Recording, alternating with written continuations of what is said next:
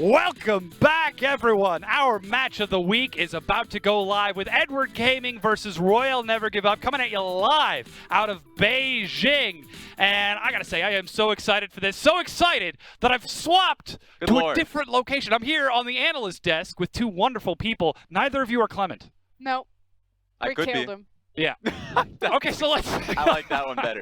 Let's get to this matchup because we don't have a lot of time. Edward Gaming versus Royal Never Give Up. These are two of the best teams in the LPL right now. Our two representatives that we sent to Rift Rivals and absolutely smashed, excluding RNG and EDG's loss in those regards. I'm going to open up the floor, and kids on a playground, just go. Have fun. Move over. Get in there. What do you want to talk about? Okay, no, we need to separate this. You said two of the best teams in the LPL. No, this is the best team in the world, RNG, versus an Edward Gaming that have shown us flashes of brilliance, but have never quite climbed back onto their throne. I'm going to call it. EDG, their time, it's over. They are no longer this formidable dynasty. At some point, we need to stop saying, you're going to be someday. You need to be today. If you do not show up in this series, if you are not competitive, then it's done. You're then the second place, third place, possibly even sliding back to fourth place. Right now in EDG's current form, yeah, they had a good Rift Rivals performance. That's the best they've ever played, ever with that roster. And they still lost their second game. So as far as I'm concerned, from my heart, I'm an Edward Gaming fan. I love you guys, but you just have to do better right now. Yeah. Mama This is Frost, where drop I'm the gonna hammer. make you. I'm gonna give a little bit of hope to you, or at least to EDG at the very least. This if you guy already lost. actually predicts EDG to win. Yes, I did, and let me tell you why. Because this is probably EDG's best chance, as I wiggle my finger and my body. Ultimately, EDG as a team moving towards Haro, that's an interesting way to go for it. I think it's good. I think it's a good change for themselves. This is the most confident we've seen Haro in the meta because Spring Split was not his split. In fact, I didn't even have him in my top 9 in terms of jungle talent there. But this time around, he's been performing well, and following Mako works well for them. One problem that I have with RNG now, of course, is that they've been weakened without Uzi. Have they? Yes. Yes. He is the best AD carry in the world. So yeah, but they're not playing ADCs. Yeah, they need to prove themselves that this Fnatic-esque composition that they're riding well. So that's a good point for us to get into in a moment. We've got to get the lineups on the screen right now so you can see that it is in fact not Uzi playing as you said. Starting off, we've got Royal Never Give Up, Let Me, Karsa, Xiao, Zatai, and Ming. Boom. I said Fnatic-esque because Let Me and Zatai are playing. Last time we saw Zatai playing the mid lane as a Darius and got a pentakill to boot. So right now he's been performing well. But the most impressive thing about RNG is that it doesn't matter who you slot into the roster. They are the best team in the world, and they're facing across from Edward Gaming. It's Ray, Haro, Scout, iBoy, and Mako. So it's going to be EDG that are coming into this one as contenders, real contenders, up against the best team as you've mentioned. I want to see what RNG look like with their Zatai composition. If the communication dies out, if the focus fades away without an AD carry in the bottom side of the map, that's my test, and I feel like that test is a tough one. That's why I had EDG winning out. Well, we'll have to see if that's going to be true to your prediction. That said, Pick and Ban has just started. Now it's time for our casters to get us into this match of the week. Thank you, Dom, and hello, you beautiful and magnificent people of the internet. Matthew Stewart. Joining me is the dashing devil himself, Zach Rusty Pie. And we're about to get straight into Champions League for the match of the week, because we finally got there. I know it's been a long day. We barely got through a single set. Actually, we didn't even get through a single set, but it is here. RNG taking on EDG. And all that matters is that we're in Champion Select. Nyon immediately for RNG against EDG. Talia is the first lock-in for RNG, which usually means that a Nocturne has been banned and Talia hasn't been. However, in this draft, both are in fact available. So that's what you're looking at for EDG. Do they go that direction, or do they go the bruiser, the fighter, into a Talia? For now, they're picking up Camille. That could be their jungler of choice, or they could potentially send Ray with Camille heading into the top lane. The bans that came out from RNG were going to be 2 AD carry bans of Lucian, as well as Ashe, Zoe being banned out against Scout. Swain, Aatrox, and Vladimir were the bans that came out from EDG.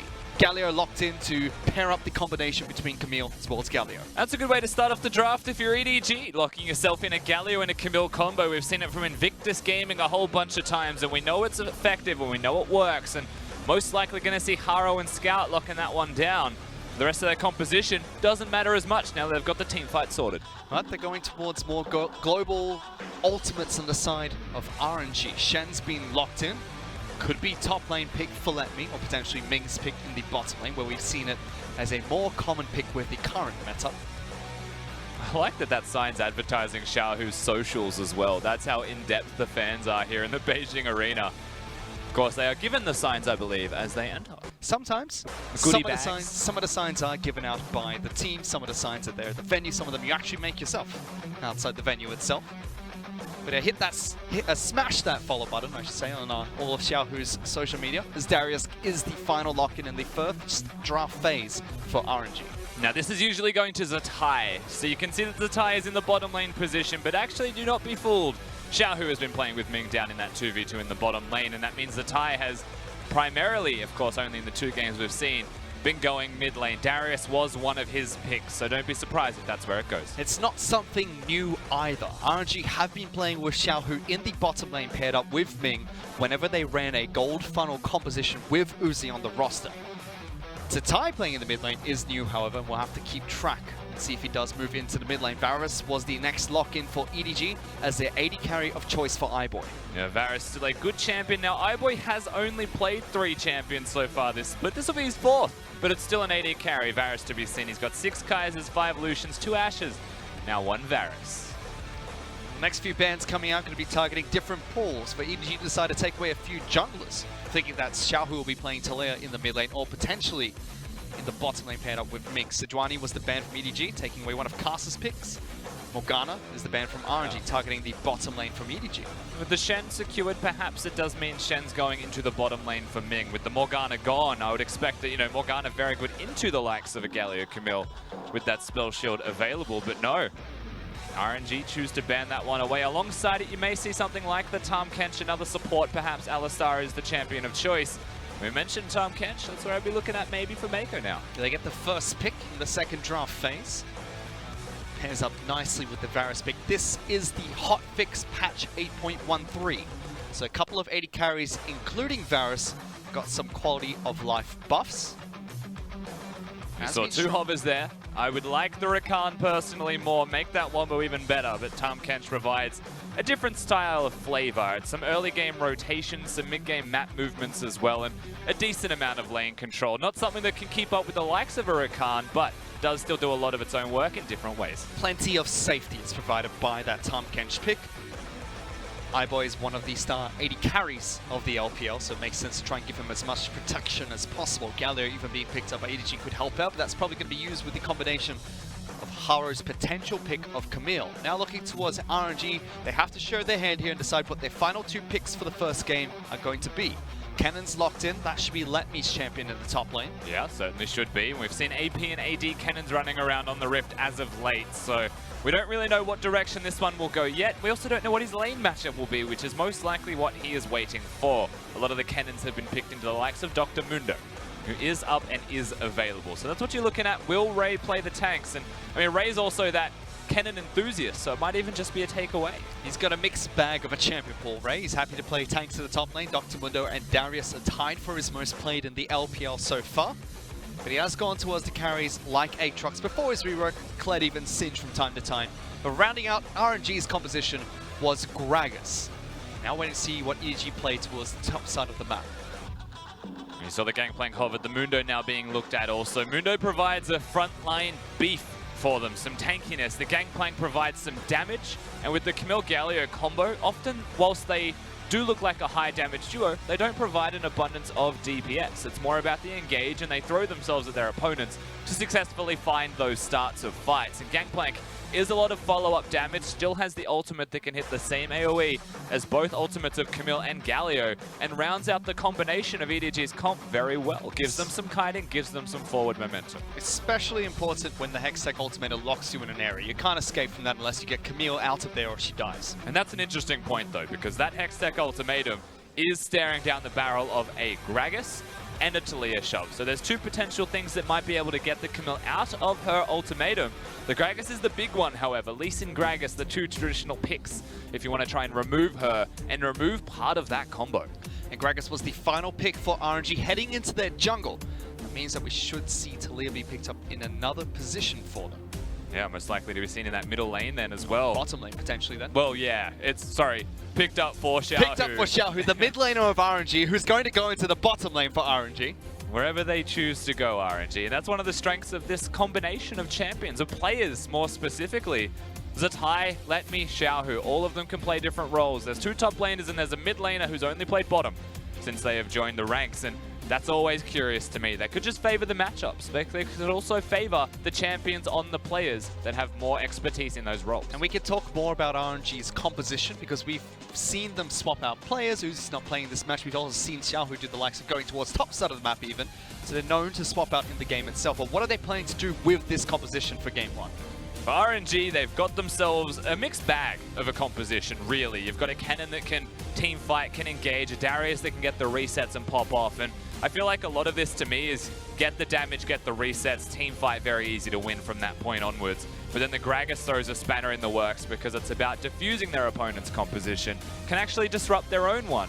It does cause a little bit of trouble perhaps for the composition of RNG. I think both compositions, honestly, have a lot of engage, a lot of disengage, a lot of forward and backward momentum. And it's going to come down to those mechanical plays and if they can keep up with their opponents. And what better a matchup to have exactly that? So seems to be a brawl-heavy game for Game 1 of the match of the week. I wouldn't have it any other way, Rusty. RNG will take on EDG. It's a rematch of the spring finals of the LPL. We're going to get on to Summoner's Rift for game number 1, this best 3 series.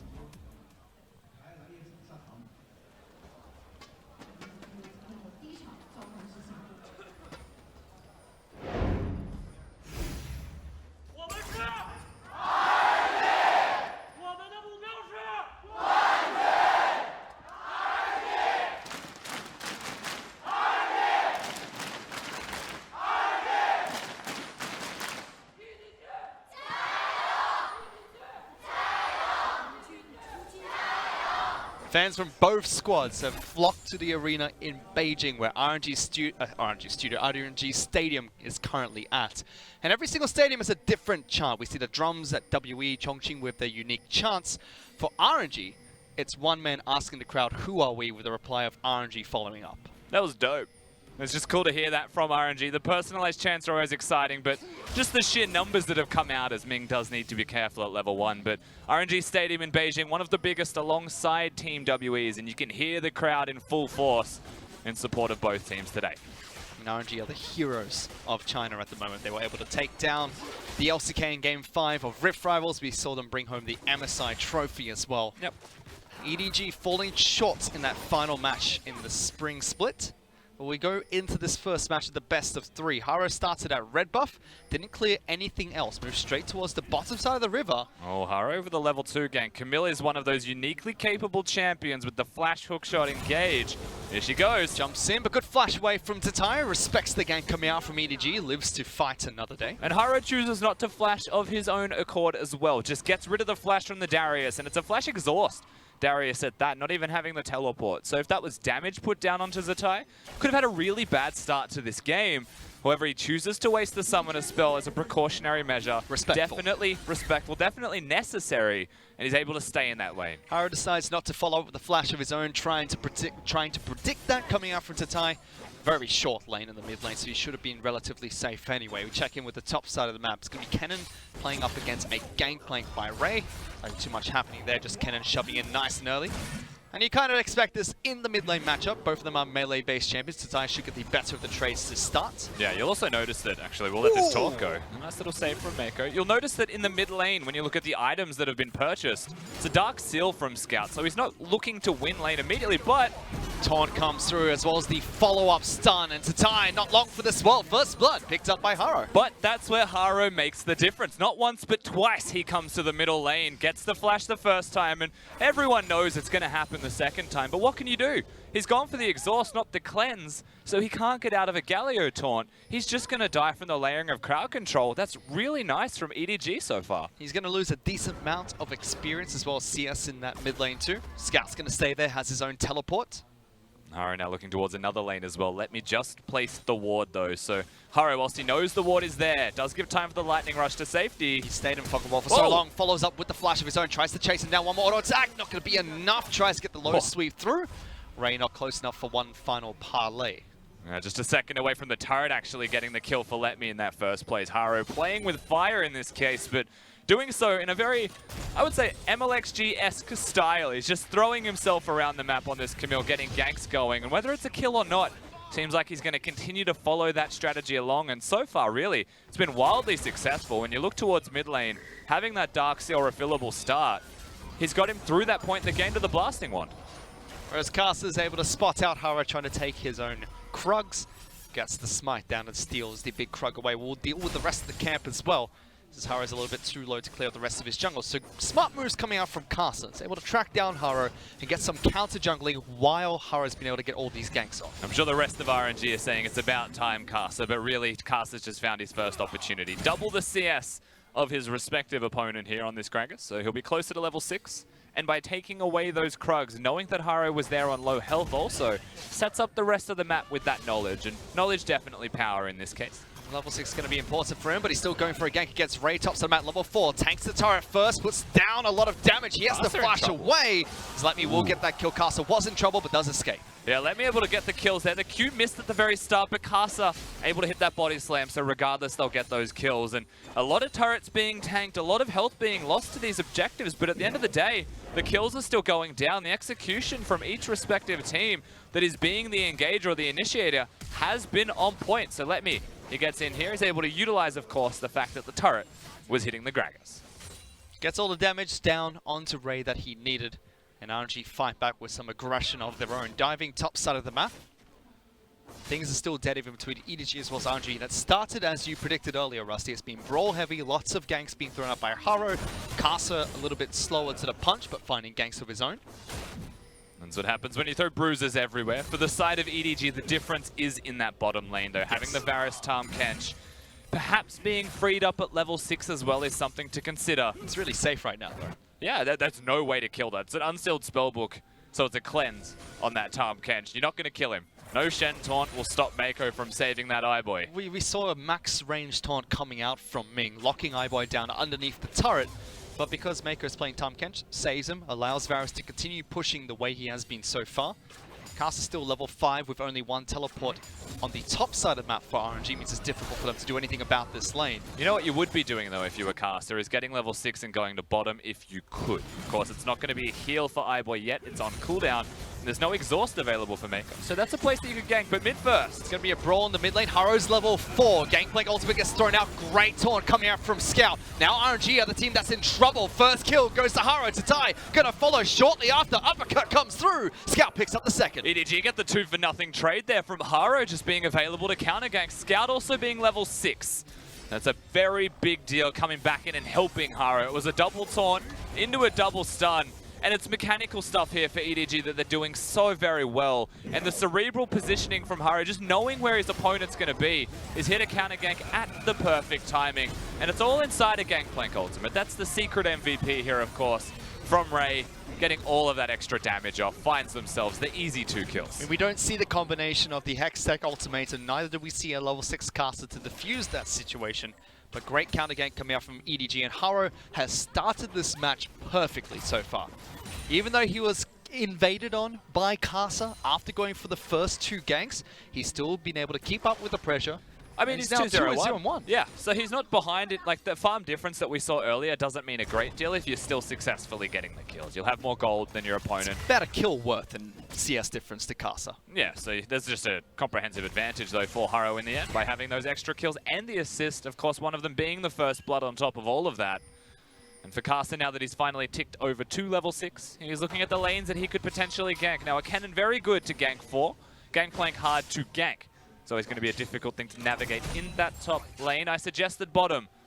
Mako's always a possibility to kill, and usually you'll say it's hard to gank a Tahm Kench, right? And it is hard to gank a Tahm Kench, but that cleanse is gone. It's a teleport. And he doesn't have a summoner spell to save himself. But the gank's going to go through top side of the map. Haro is here once again. Might turn this into another 2-on-2, but it's a 2-on-3. Teleport's going to come down as well. Flash forward, locking down Kasa. Ultimate's going to come out from Shen, but Mako's up in the top lane as well. Ming joins the fight. Taunt comes through. Locks down Cannon as well. Kasa's going to fall, and EDG counter gank once again. Amazing from EDG. They're everywhere on the Rift. 4-1 in kills, threatening the top lane outer turret. Will be the first in the game as well if they're able to lock this down. And that's a big enough wave that you would expect. So RNG can't make a play. Everything that they do, they're being read like a book. And the one member from EDG who knows that book so well is now Haro. Every single time RNG have tried to make an aggressive play, he's at least caught wind of it. The only time he has not been able to do so was when he was pushed out of his own jungle by Kasa. Yeah, I mean, that was just a Krug. There was nothing more than a Krug taken in that instance. And Haro, right place, right time. Casa does cancel the hookshot engage. So it does mean that Haro has to flash ult to get on for the fight to begin. But the early teleport from Maker, the early rotation from Scout, notice that there is no Darius. He's too far away to actually get to the fight. Casa just going to have to die. He has no choice in that situation. He saw it was a mistake. He tried to disengage, but there was no way out. And from what I was told during that replay and during the fight top side of the map, Xiaohu as well as iBoy went for a little bit of a one-on-one, both of them burning their flash, but it was Xiaohu that was forced to flash away from the Varus. So EDG with aggression all across the map, checking in with iBoy.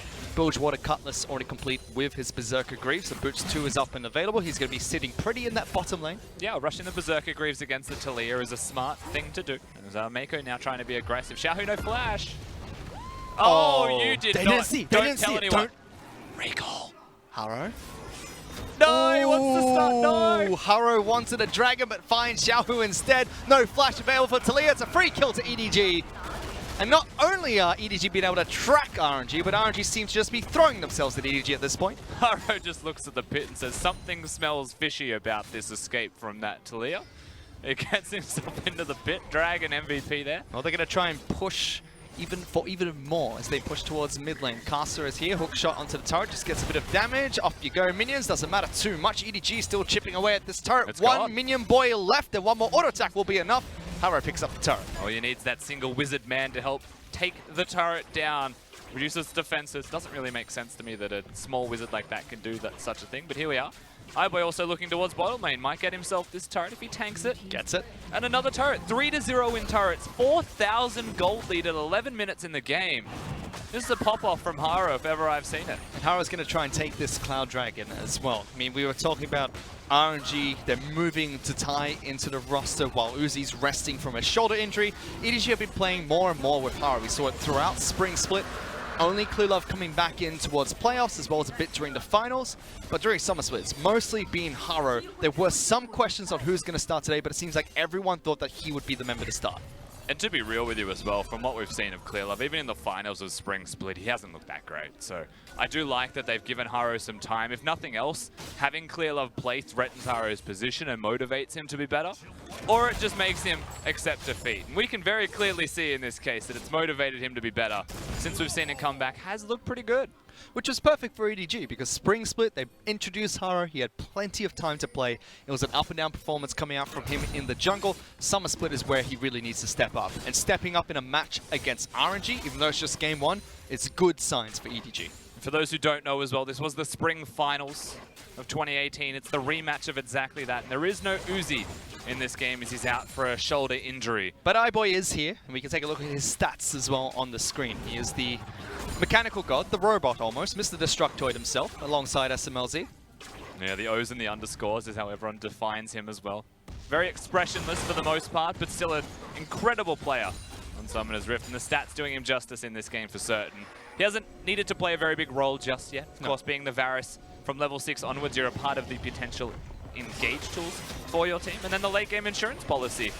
And I'm curious to see which build he goes. We've seen some weird Varus stuff going around, but so far so good. He's got the Blade of the Ruin King on the way. Going towards Bork first.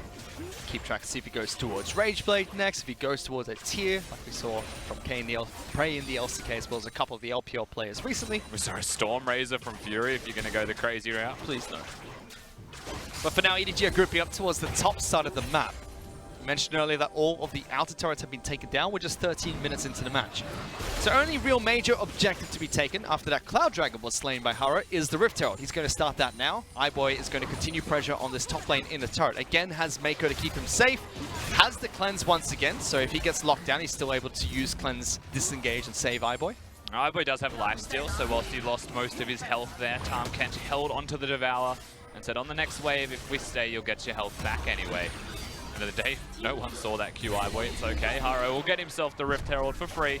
And it's about playing slowly now, being a bit more methodical and using the lead that you have got to try and close out this game, because that is a significant margin this early on into the piece, and they've got an opportunity to make that larger with the Rift Herald they've just secured. That's what I was about to ask, because they can play the slow and steady, pick up the objectives like Rift Herald, throw it down in a safe lane, or they can keep up the pressure and try and make more aggressive plays. What's the right move for EDG to take here? Just play it slow and steady, not make any more risks, or take any more risks, I should say? I mean, they're ahead of a comp that has no AD. It's going to be a cannon that has to try and fit that bill, and I think what you'd be looking at is just using your advantage to get item spikes. You know, the LPL always plays around item spikes above all else to get those team fights going, and that's what you look at. You look at EDG, you go down the list of their champions, they've got some items, so now's a great time. Yeah, some good spikes. I mean, for the side of EDG, it's Bladed Ruin King completed boots for both iBoy as well as Scout. Scout stacking Result of Ages, Trinity Force complete for Ray.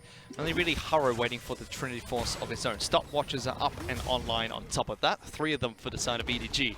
And they're a brawl-heavy composition. We said that RNG would be looking for fights as well. Now that they're behind, looking for a fight is not the best possibility. So they then go towards, okay, let's find a pick, or they just sit back and relax and try and farm up against the storm of EDG. It's very distracting to notice how many wards EDG have in fact got on the red side jungle. 2 control wards protecting the red buff. A 3rd one in the tribe which to protect Scout. Just control everywhere around this jungle. You'd be hard-strung to not say that it was their jungle in the first place. It's lit. Yeah, it's well and truly lit. We can take a look at the gold that's been acquired for EDG. Strong gold leads in the top lane, in the jungle, even bottom lane as well as AD carry. Everyone from the side of EDG ahead, and they're almost 5,000 gold up as a team. Very strong start. I mean, the biggest thing you have to do from this point on was just prevent the pentakill from a Darius. You know, prevent the cannon getting a team fight. But being an AD cannon, it's not the easiest thing to, you know, just find a teleport flank and win the game. It's going to be a lot harder to navigate, a lot harder to do. I think in terms of lane assignments, they've got the Darius against the Gangplank, and they may want to situate the cannon against the Galio for an opportunity, but even then, you try. Haro's just around the corner. Still has the Rift Herald to throw down. That's going to expire soon. So might want to find a time to actually use the objective. I thought that would have been a decent time to perhaps use it. With all the outer turrets gone, it's not as simple as just placing it and making it work. Mid lane should be an okay option. Now, they aren't fully committed to it yet. They're using the vision that they currently have to try and control the area, threaten RNG away from the objective. So it is going to get a charge off. That's the turret. That turret's going to fall. Probably won't get a second charge, but... No, he will. Oh, he will. Oh, nice. Stopped midair. Yeah, Shen smacks it midair. Give him that. Still gives EDG an extra turret, a bigger gold lead than what they had previously. Good timing as well. Mountain Dragon's going to come up in 30 seconds, so you'd expect EDG to reset for that objective. Then we'll have 3 to 2 minutes of nothing much that EDG can do but wait for Baron to spawn and potentially start to play around that major objective. Yeah, they're the easy things to take from this point. It's been super clean from EDG so far, namely from Haru, of course. Scout working well with him, having those taunts in the middle lane. iBoy and Mako yet to really get involved besides those turret takes. And I mean, the Dragon's completely free. You continue to look at the wards in the red side quadrant of RNG's side of the map, and it's not RNG's side of the map anymore. So that Dragon, almost impossible to get to. There's no access to the pit. And for RNG, whilst it's only 17 minutes and 40 seconds in the game, I would look at the Dragon spawning and say, we should probably just get vision closer to the Baron side or our blue side jungle, because you have to hold on to some kind of last bastion of hope. You need to find an area that you can pick them off. But EDG have controlled so much of the map. They're the well-oiled machine. If ever a team is going to be able to set up for an objective and take it, it's EDG. RNG have to find a way to throw a spanner in the works, and sometime soon, because the goal is just getting larger and larger for EDG, picking up multiple objectives such as Mountain Dragon complete. Even iBoy moving towards his Zeal as his second item after the block, so you'd expect him to go towards the Hurricane Varus build instead. That's the one. Get himself the Hurricane, some team fight damage, hit those multiple targets as much as he can. Now's the tie. A lot overextended. As well as Mako jumping up with his own ultimate, going to try and lock them down. iBoy's here too to tie. It's just way too deep in this top lane. EDG get a free pick. That is a mega dead Darius, and Scout on the opposite side. He's got a good taunt. Ooh, Actually, that was flashy coming out from Scout. Even gets the uppercut back to safety. Xiaohu wants to try and chase him down. Shen's going to join this. Flash is available. Gragas here as well. Everyone looking to lock down this Galio. RNG find a pick back for themselves. Scout was just praying that he would get in range of an ally before they could get to him. So RNG, they still find him. They get the kill in the end, but EDG, they've already set up a structure. They're still winning this game very comprehensively. And RNG's only counterplay was to find a singular kill on a single member of EDG. They still trade up though here, EDG taking the turret for themselves. Now onto an inhibitor, getting that down to about half of its hit points. RNG looking like they want to go for the fight. Caster throws out the ultimate, knocks 2 back into the wall. Ray is going to try and walk away from this, but they can't find any follow-up crowd control or damage. They let EDG back off. And that's one of those things where they were looking for a 4v5. They will get enough time to get themselves a turret. It'll be the first one of the game, so let me able to put in some work on that side lane where Scout did die. It's not the worst outcome for RNG. It could have been a lot worse for them. But at 19 minutes and 45 seconds in the game, to have such little control in terms of even turrets standing on the top side of the map and in the middle of the map, Baron access is impossible for them. And that's spawning in 3 seconds, so that should be where these teams start to dance around a little bit more. This match, we've seen Decisive being playing for RNG again while Uzi's been resting and nursing his shoulder injury. Seems like EDG have been able to take full advantage of that. Lots of ganks thrown to Ty's way in the mid lane, as well as picking on Let Me top side of map whenever they could. He never died to those ganks, but made sure that Ray had a good time on this gangplank. And it's not like Zatai is unfamiliar with the mid lane. You know, he's been a mid laner turned top laner, turned mid laner, turned top laner, turned bottom laner playing in the mid lane. He kind of knows his lanes on Summoner's Rift. It's more that EDG have played around him so expertly in their champions of choice. The Camille Galio may want to be addressed in Game 2. Hookshot coming up from Haro, but Whoa, they see no Scout. this. Hello, Scout going a little bit too deep, gets knocked back even further. RNG find a pick for themselves. Scout having a field trip there on the Magic School Bus. I'm not sure he wanted that one, but he went in. He didn't even think about if it was a good idea. He was already in. And Haro just, I think Haro juked him into that. Bit more breathing room for RNG at this point. How much of them using Tatai as well as Let Me in their current composition do you think is a band-aid for RNG at the moment? Or is this something they could definitely explore if the meta stays the way it is right now? I think this is still viable exploration time from RNG for sure. RNG is, rather Uzi, has shown that he doesn't want to play things that aren't AD carries, right? There's always going to be the argument though of, like, why would you do this when Uzi can play? And that's always going to be the thing that you'd look at. But this is good time, good opportunity for RNG. They should still be able to get some solid wins on the board with just the players and team skill alone without having Uzi there. We hope that he recovers as soon as possible. The side of EDG, lots of promise with this first match against RNG. Mistakes here and there. Scout getting caught out there was one of them. But they're still in firm control of this match. About 5,800 gold up ahead of RNG. Yeah, Baron has spawned.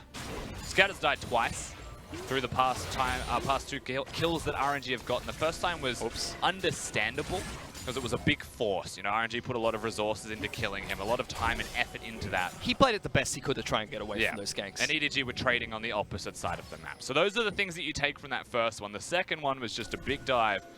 One of the biggest oopsie-daisies you've ever seen from a mid laner, just dashing towards all of them. Vigilante punch. So many control wards.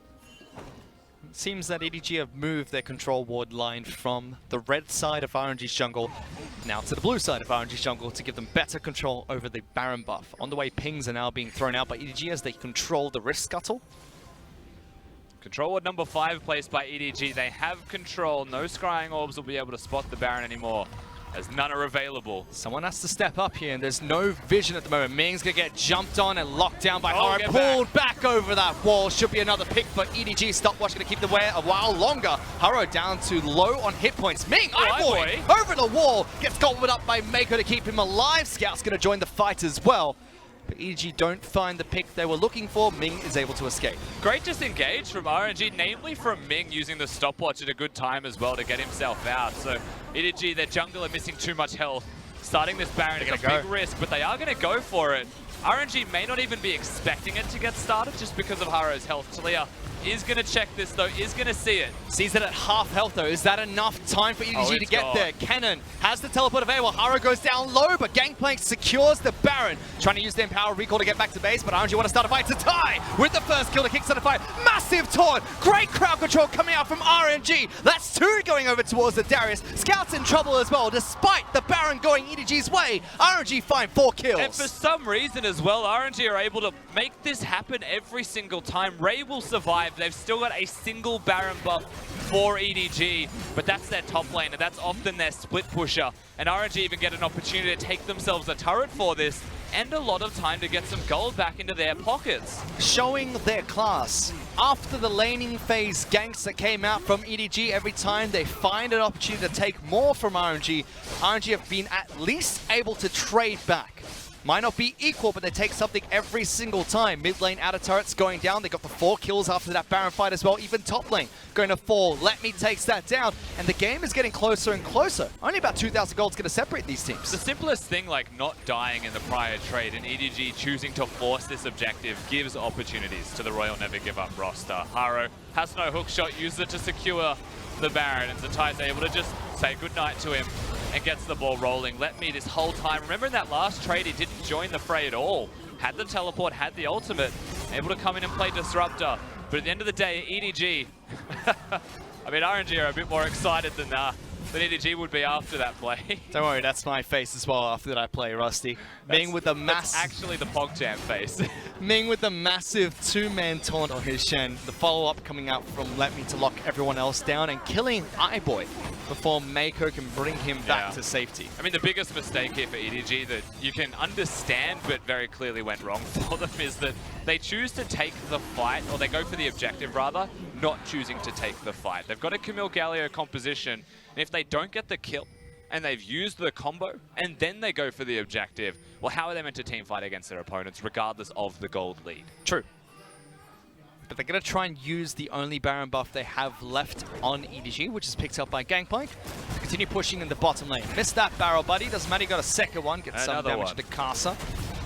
But Talia wall is going to be built. Doesn't separate anyone from EDG, but does delay this push. Yeah, buys a lot of time here for RNG in particular. See if they can push mid lane. Let Me trying to chase Scout down. Got the slow. Does get the Stand United as well. Teleports coming out from EDG trying to protect their Galio. Mako joins the fight too. Stopwatch. That's everyone. It's going to buy them some more time. Let Me's going to try and lightning rush away, but Ming's being jumped on by Haro. Trying to lock down RNG's support. Might just even get a solo kill for himself, and he does. Some assistance from EDG, but they counter the pick in the mid lane. It may as well be solo killed dead. This time RNG try to go forwards, and everybody from EDG collapses pretty much immediately.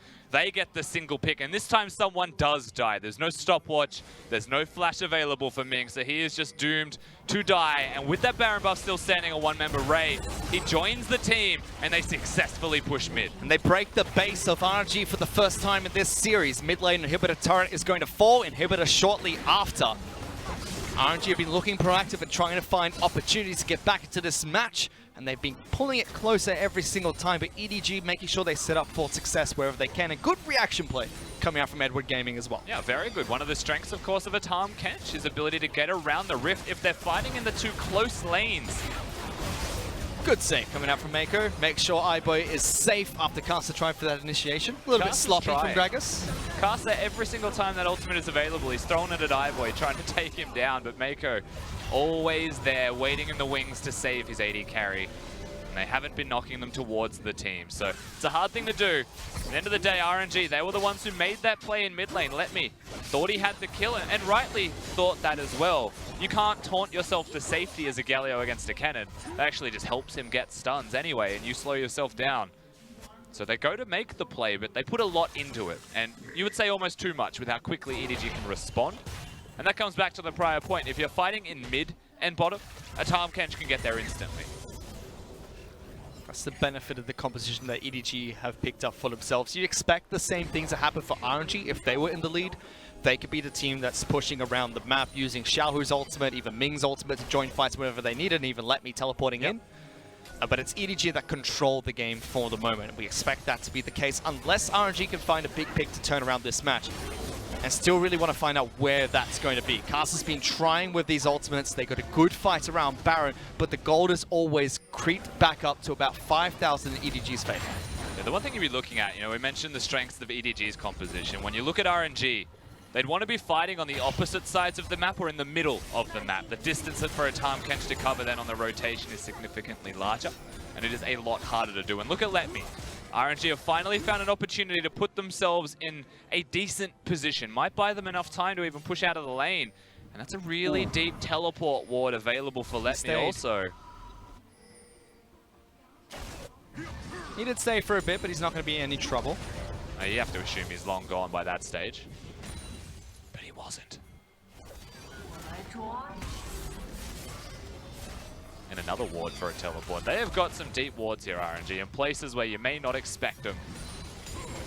Scout not even checking the bush, not even clearing the ward out. Oh well, let's see if it bites them later on in the match. I mean, if that means something, I'll be shocked. If that particular ward translates into something. Who knows? It could. 1%. Never count out that 1%. As Cast has been trying to with his ultimates. The fact that RNG are still in this game is impressive, to say the least. They've been taking back something every time EDG push forward.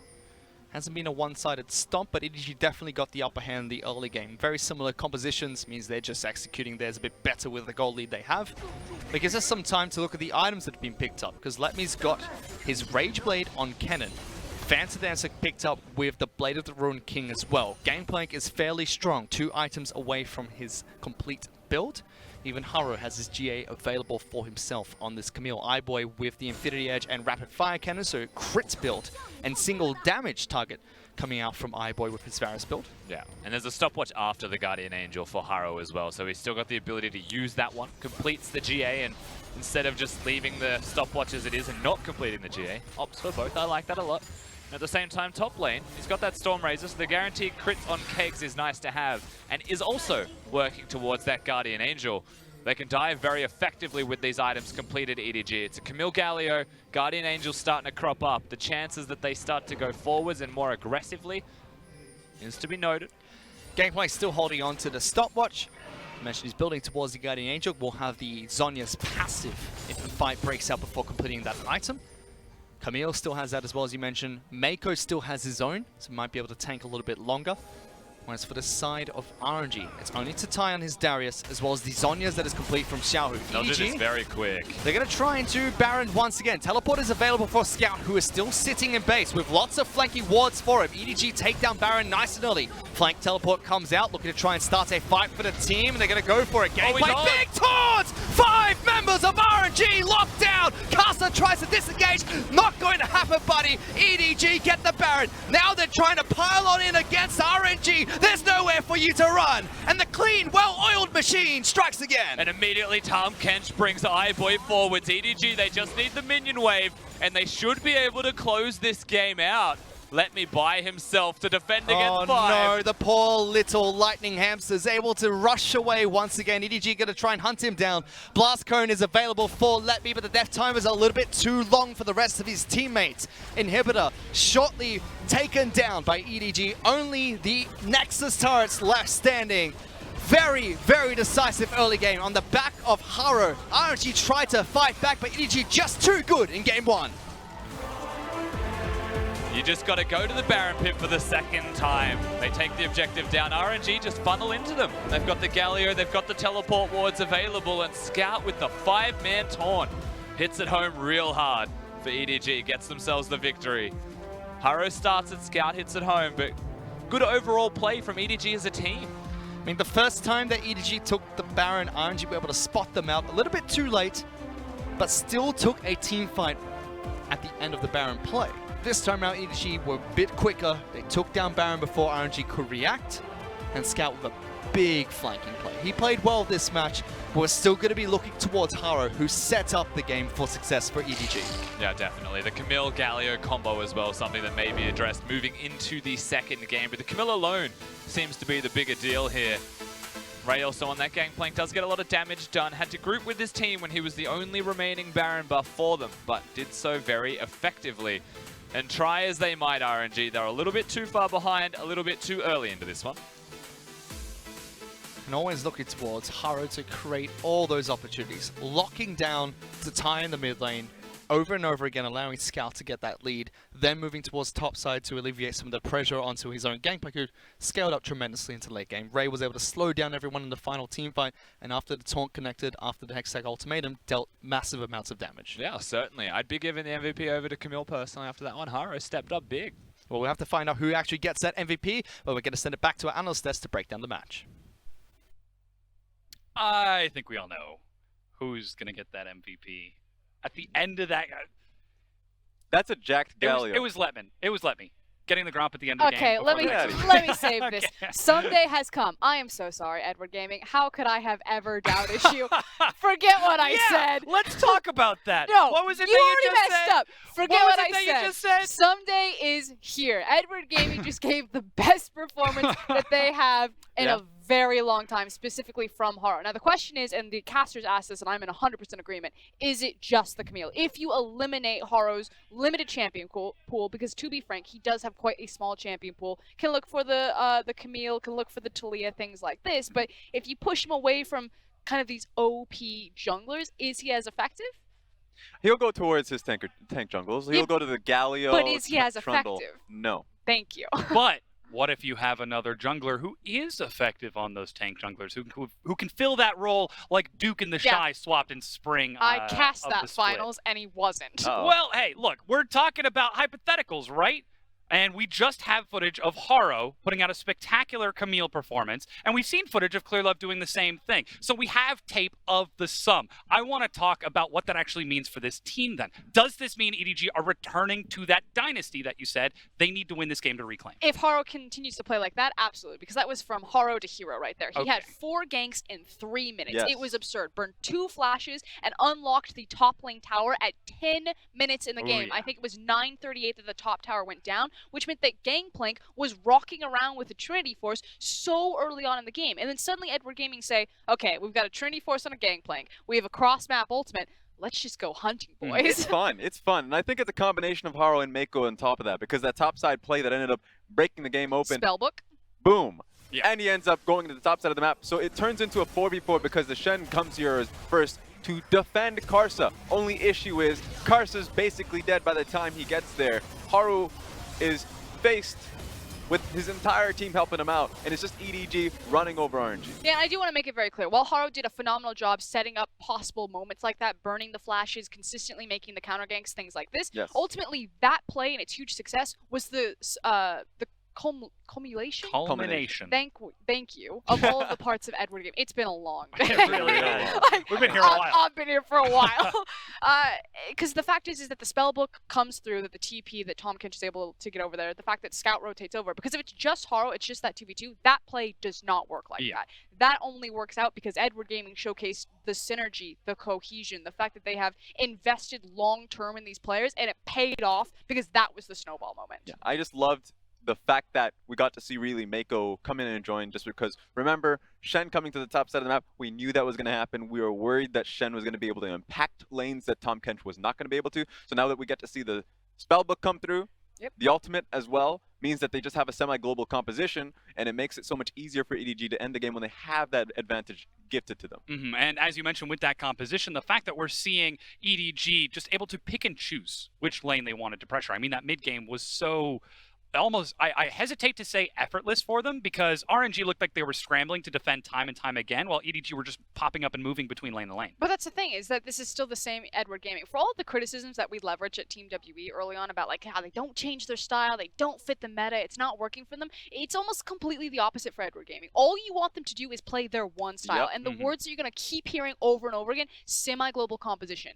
mid-game tempo base, playmakers or setup. When Edward Gaming have tempo, if they ever exit lane phase with a lead, the game is over. It is done. They are too clean, they are too crisp, and when you give them that many mobility tools, like the Tom Kench with the spellbook, like the Galio, like the Gangplank ultimate, that's what you see. You see this systematic just destroying of maps as they eat up everything. And this is teams, team fighting teams will recognize that when they go up against our EDG, because remember what this last semifinals was? It was Rogue Warriors going up against EDG, get thrashed because of the early tempo style that they had. and the fact that the Rogue Warriors will never get to their team fight stage. They will never end up setting up for what their composition looks for just because EDG is able to take that really early on. So once again, we have an example of that. And now going into game 2, they just have to have an early game start, and that's the real question to RNG. Yeah, and though we did see the tempo advantage for EDG in that game 1, the game isn't just over, Indiana. We get the chance to see team fights like the one at Baron, in which EDG were scrambled retreating and ended up losing 4 members to RNG, simply collapsing and picking up some free kills. Yeah, and a lot of this was on the fact that Let Me had a great TP into Tai even flashing over the wall just to get the cheeky dunk. So this is just showcasing that RNG are still a formidable opponent. They are still the best team in the world, and that if you give them an inch, they will take a mile. But ultimately, it was just a hiccup in Edward Gaming's master plan. Yeah, because in those situations, it's a linear game. It's about Baron. A lot of it was EDG setting up for it and just really recognizing that. They just need to push RNG out of it. That was the first mistake. But remember, in the second go-around of things, EDG was able to make a very clean setup for it and push RNG away from it completely. Even this was so beautiful. 5-man taunt from Scout. But the thing is that people will look at that and they'll just see the 5-man taunt. It wasn't just the fact that he hit all 5 members, it was how he timed it. He was sitting in base when Edward Gaming started the Baron. So 45 seconds before that taunt hints, they already know, we're gonna do the Baron. We just saw that RNG contested it. They're probably going to contest it again. I'm going to TP to this deep ward that we've already set up when we set up to take the Baron first and foremost. Picks the Wolf Camp ward, lands at the exact right moment. Like 3 seconds, he's like, okay, 1, 2, 3.